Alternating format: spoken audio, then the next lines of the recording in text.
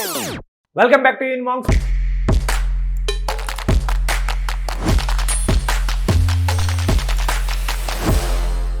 मेरा नाम है मनीष चौधरी। जैसे कि आपको पता है अब आपके सीयूईटी यूजी के एग्जाम आने वाले हैं। ऑलरेडी एनटीए ने कैलेंडर इशू कर दिया है जिसमें बताया गया है कि सीयूईटी यूजी के एग्जाम आपके मई के अंदर होने वाले हैं। आज हम वीडियो में बहुत सारी चीजें अच्छी चीजें जानने वाले हैं, लेकिन क्या जानने वाले हैं उसको बताने से पहले मैं आपको यह बता दूं कि जब आप फॉर्म फिल करेंगे तो उसके अंदर एक सेक्शन 3 होता है। जब आप सब्जेक्ट सिलेक्ट करेंगे सेक्शन 3 के अंदर एक जीटी का सब्जेक्ट होता है।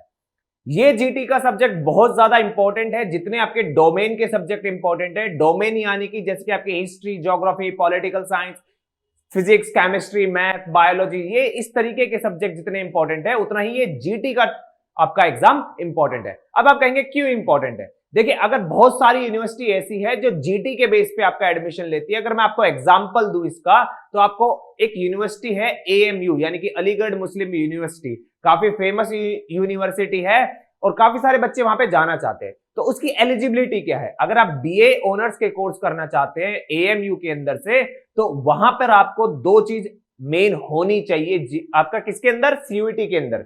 कौन सी चीज? आपका एक इंग्लिश होना चाहिए, आपका एक जीटी होना चाहिए। आपके ये दोनों नहीं होंगे तो आपको एडमिशन नहीं मिलेगा। ये दोनों बहुत इंपॉर्टेंट है। तो आप देख रहे हैं जीटी कितना इंपॉर्टेंट है। उसी तरीके से अगर आप जेएनयू के अंदर जाते हैं और लैंग्वेज का कोर्स करना चाहते हैं तो उसमें भी आपको दो चीज चाहिए, एक इंग्लिश और एक जीटी।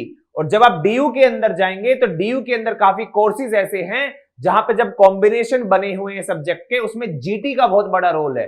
तो जीटी आपके लिए बहुत ज्यादा इंपॉर्टेंट हो जाता है सीयूईटी 2024 के अकॉर्डिंग। अगर आप अपनी पसंद की यूनिवर्सिटी, कॉलेज में एडमिशन लेना चाहते हैं अपने पसंद के कोर्स में। ऑलराइट, इस वीडियो में हम आपका जो जीटी का पेपर है ना, उसके कुछ क्वेश्चंस देखेंगे कि प्रीवियस ईयर में वो क्वेश्चन किस तरीके से पूछे गए हैं, ताकि मैं आपको समझा सकूं कि ये जीटी का पेपर इतना टफ नहीं है और आपको किस तरीके से प्रिपरेशन करनी है। ऑलराइट, बहुत इजी, आपको प्रेशर लेने की जरूरत नहीं है बहुत, क्योंकि काफी बच्चे क्या होते हैं कि जब जीटी की बात करते हैं, जीके की बात हम करते हैं, जनरल नॉलेज की, तो वो सोचते हैं बहुत डीप आएगी, इतना पढ़ना पड़ेगा, कहां से पढ़ेंगे, क्या पढ़ेंगे। ठीक है, वो चीजें मैं आपको समझाने वाला हूं कि किस तरीके से आपका पेपर आता है और यूनिमॉन्क्स आपकी किस तरीके से हेल्प करता है उसके अंदर अच्छा स्कोर करने के लिए। ऑलराइट, देखिए स्ट्रेटेजी की बात करें सबसे पहले। अगर आप जीटी का पेपर आप देना चाहते हैं तो उसके लिए अच्छा स्कोर करने के लिए आपके लिए क्या स्ट्रेटेजी होनी चाहिए?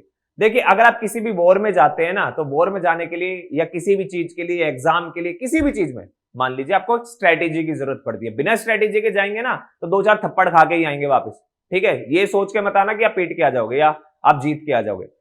जैसे भी वर्ल्ड कप चल रहा था, वर्ल्ड कप में भी एक प्रॉपर स्ट्रेटेजी की बहुत जरूरत होती है कि किस तरीके से किस बैट्समैन को पहले खिलाना है, किस बॉलर को पहले भेजना है बॉलिंग के लिए। ऑलराइट, उसी तरीके से अगर आप सीयूईटी को टारगेट कर रहे हैं तो आपको एक स्ट्रेटेजी होनी चाहिए। तो किस स्ट्रेटेजी के बारे में बात करेंगे? हम जीटी की स्ट्रेटेजी के बारे में बात करेंगे।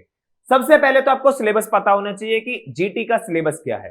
ठीक है, सिलेबस पता होने के बाद फिर आपको उसका प्रीवियस ईयर क्वेश्चन पता होना चाहिए कि अच्छा इस सिलेबस में से किस तरीके से क्वेश्चन आए हैं। ठीक है, अगर मैं बात करूं, एक सिलेबस है, वही सिलेबस आपको बड़े बड़े कॉम्पिटिटिव एग्जाम में मिल जाएगा। जैसे आपका आईएएस का एग्जाम होते हैं, इस तरीके के सेम सिलेबस मिल जाएगा। अब आप कहेंगे सेम कैसे हो सकता है? फॉर एग्जाम्पल पॉलिटी के क्वेश्चन है या हिस्ट्री के क्वेश्चन है, वहां पे भी तो आते हैं ना ये क्वेश्चन, लेकिन क्वेश्चन पूछने का तरीका बहुत बदल जाता है, क्योंकि जो पेपर बना रहा है ना उसको भी ये चीज पता है कि ये जो बच्चा है ना ये किस तरीके से पढ़ सकता है, क्योंकि अभी 12th पास करके आया है। और जो बड़े कॉम्पिटिटिव एग्जाम होते हैं वो होते हैं ग्रेजुएशन लेवल पे, उन्हें पता है ग्रेजुएट करके आया था उसका लेवल क्या होगा। तो बहुत सिंपल और बहुत इजी क्वेश्चन आपसे पूछे जाते हैं। इन दोनों के बेस पे, सिलेबस और पीवाईक्यू के बेस पे, एक एनालिसिस क्रिएट किया जाता है कि अब हमारी अप्रोच क्या रहने वाली है, अब हम क्या करने वाले हैं।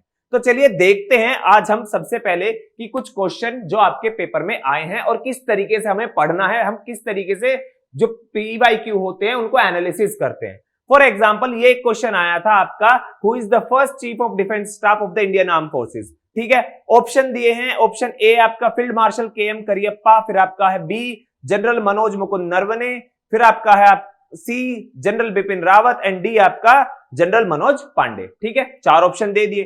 अब आपको नेक्स्ट, अब आपने देख लिया कि क्वेश्चन किस तरीके से आया है। देखिए फर्स्ट करके पूछा है तो फर्स्ट करके कुछ भी पूछ सकता है, फर्स्ट सीएम, फर्स्ट गवर्नर, ठीक है। फर्स्ट सीएम और फर्स्ट गवर्नर की अगर मैं बात कर रहा हूं तो फर्स्ट फीमेल भी हो सकता है, first female CM, first female governor, ठीक है, first CDS, first army chief, इस तरीके से आपके क्वेश्चंस हो सकते हैं। First chief justice of India, ठीक है, longest serving of chief justice of India, इस तरीके से आपके क्वेश्चंस हो सकते हैं।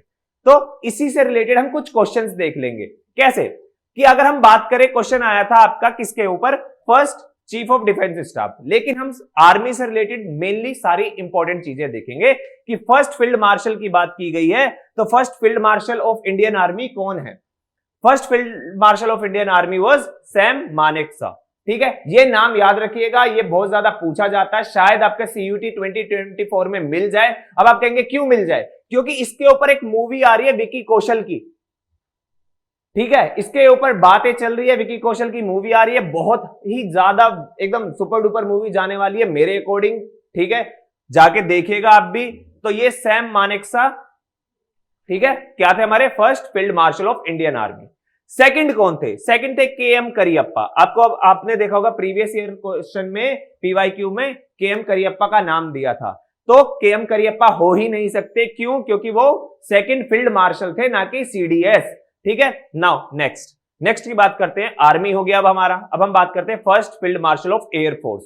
एयरफोर्स में कौन थे? अर्जन सिंह, ठीक है, अर्जन सिंह थे हमारे फर्स्ट फील्ड मार्शल, किसके? एयरफोर्स के। नाउ अब आप इसको देखने को मिलेगा कि आपको इंडियन आर्मी मिल गई, इंडियन एयरफोर्स मिल गई, क्या नहीं है? नेवी नहीं है। तो नेवी से अभी तक कोई भी फील्ड मार्शल नहीं रहा है। क्वेश्चन ऐसे भी पूछा जा सकता है कि अब तक कौन सी फोर्स से, हमारी कौन सी डिफेंस फोर्स से अब तक फील्ड मार्शल नहीं रहे हैं, ठीक है। तो याद रखिएगा कौन सी है? नेवी, ठीक। नेक्स्ट, लेकिन मैं आपको बता दूं एक बार, फील्ड मार्शल जो होते हैं हमारे, वो किस तरीके से अलग होते हैं आर्मी चीफ से, ठीक है। आर्मी चीफ जो होती है हमारी 4 स्टार सर्विस होती है। आपने देखा होगा बहुत सी बार आर्मी की जो डिफेंस की गाड़ियां होती है उनपे भी 4 स्टार लगे हुए होते हैं, उनके कॉलर पे जो पिन होती है ना, उस पे भी 4 स्टार होते हैं आर्मी के। फील्ड मार्शल जो सर्विस है वो है 5 स्टार सर्विस, ठीक है, 5 स्टार सर्विस है आपकी। और जिसको फील्ड मार्शल का टैग दे दिया जाता है, वो जब तक चाहे रिटायर हो गए हो, ठीक है, लेकिन जब तक वो जिंदा रहेंगे तब तक आर्मी के रहेंगे, ठीक है, वो एक सर्विंग माने जाएंगे, ठीक। तो नेक्स्ट अब हम बात करते हैं first chief of defence staff यानी कि सीडीएस, कौन थे? जनरल बिपिन रावत। अब आपको आंसर मिल गया पीवाईक्यू का, क्या है आंसर आपका? जनरल बिपिन रावत। रिसेंटली इनकी डेथ हो गई थी एक हेलीकॉप्टर क्रैश के अंदर, ये और इनकी वाइफ थे, ठीक है। और ये काफी ज्यादा इसके ऊपर ना न्यूज में भी आए थे कि क्या ये किसी एजेंसी यानी कि किसी बाहरी, चाइना के द्वारा या किसी और कंट्री के खुफिया एजेंसी के द्वारा ये जानबूझ के तो नहीं कराया गया, क्योंकि इंडिया बहुत अच्छा परफॉर्म कर रहा था अपनी डिफेंस में भी, हर चीज में, ठीक है। हमारे पास बहुत अच्छे थे ये जनरल बिपिन रावत, जो आर्मी को बहुत अच्छे से आगे लेके जा रहे थे, रिफॉर्म्स कर रहे थे, ठीक है। नाउ अभी करंट सीडीएस कौन है? करंट सीडीएस है हमारे जनरल अनिल चौहान। जनरल अनिल चौहान की एक खासियत बताऊंगा, ये हमारे वाइस चीफ ऑफ आर्मी थे, ठीक है, इनको डायरेक्ट सीडीएस बनाया गया, यानी कि जनरल डायरेक्ट जो है आर्मी चीफ नहीं बने थे, आर्मी चीफ से नीचे थे, वाइस चीफ थे, हमारे वाइस चीफ थे, एंड इनको डायरेक्ट क्या बना दिया गया? सीडीएस इनको बना दिया गया। देन बेसिकली ये कौन से है? सेकंड, ठीक है। करंट आर्मी चीफ कौन है? जनरल मनोज पांडे, नाम याद रखिएगा, जनरल मनोज पांडे। कमेंट में बताइएगा इससे पहले कौन थे, उनका भी नाम मनोज करके ही था, ठीक है, ये भी आपने ऑप्शन में देखा था, ठीक है। कमेंट में बताइएगा कि कौन थे इससे पहले आर्मी चीफ। अभी करंट नेवी चीफ कौन है? करंट नेवी चीफ है admiral R Hari Kumar, alright. और हमारे करंट एयरफोर्स चीफ है एयर चीफ मार्शल विवेक राम चौधरी, ठीक है, नाम याद रखिएगा। ये सारे के सारे काफी इंपॉर्टेंट हो जाते हैं आपके एग्जाम के लिए। शायद क्या ऐसा होता है कि कभी कभी चेंज हो जाते हैं आपके एग्जाम के दौरान, लेकिन एकदम से वो नहीं पूछ लेगा कि एग्जाम के दौरान अगर चेंज हो गया तुरंत आपको वो करना पड़ेगा। टाइम पीरियड का गैप होता है, क्योंकि पेपर बनने में भी टाइम लगता है, ठीक है। आपको सारी डिटेल्स हमारे द्वारा प्रोवाइड कराई जाएगी। आप यूनिमॉन्क्स इसीलिए तो आपके लिए आया हुआ है, ठीक है, घबराने की जरूरत नहीं है, आपको सारे के सारे क्वेश्चंस करा दिए जाएंगे, ठीक है। नाउ एक इंटरेस्टिंग फैक्ट, लास्ट टाइम पे जब हमारे ये 3 चीफ थे ना, आर्मी नेवी एयरफोर्स, एक कोइंसिडेंस हुआ था कि ये तीनों के तीनों सेम बैच के थे, एनडीए से सेम बैच के थे, यानी कि एक तरीके से फ्रेंड मान सकते हैं कि तीनों ही तीनों हेड कर रहे थे हमारी आर्मी नेवी एंड एयरफोर्स को, ठीक है। तो अब आपको समझ में आया कि किस तरीके से आपका जो है क्वेश्चन आता है, आपको अपनी अप्रोच रखनी है। अगर आपका first chief of defence staff करके आया है तो आपको जितने भी फर्स्ट करके नाम है, for example first female fighter पूछ सकते हैं, कि आपको ये पूछा जा सकता है कि फर्स्ट फीमेल, जैसे मैंने बताया आपको फर्स्ट फीमेल जज पूछा जा सकता है। इस तरीके से आपके क्वेश्चंस हो सकते हैं। ऑलराइट, आगे की वीडियो में हम ये सारे क्वेश्चन इसी तरीके से देखेंगे। हर फील्ड से आपके जो करंट के हैं, हिस्ट्री के हैं, पॉलिटी के, एक एक करके हम सारे क्वेश्चंस देखेंगे। ऑलराइट, अगर आपको वीडियो अच्छी लगी है, वीडियो को शेयर कीजिए, कमेंट करिए अपने सारे डाउट्स आपके सोल्व किए जाएंगे, और लाइक कीजिएगा वीडियो को, चैनल को सब्सक्राइब करना मत भूलिएगा, क्योंकि सीयूईटी 2024 से रिलेटेड सारी इंफॉर्मेशन आपको लेटेस्ट अपडेट वहां पर मिल जाएगी। ऑलराइट, और इसी तरीके से जो भी नॉलेज है ना, मैं आपको हर क्वेश्चन के साथ अभी की जो करंट की इंफॉर्मेशन है, जो आपके सीयूईटी 2024 में काम आने वाली है, वो भी मैं आपको प्रोवाइड कराने वाला हूं। ऑलराइट, यूनिबॉन्ग के साथ बने रहिए। Thank you.